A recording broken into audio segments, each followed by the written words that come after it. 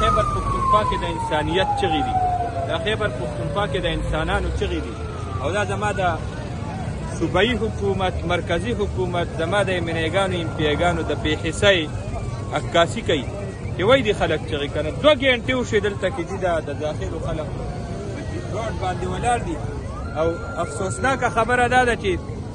دوانو طرفو ته د بې حسۍ امنیګانو خپل مسله ده دلته کې د مقامي انتظامیه او د مرکزي حکومت او د صوبایي حکومت اصل کې د خیبر پښتونخوا نه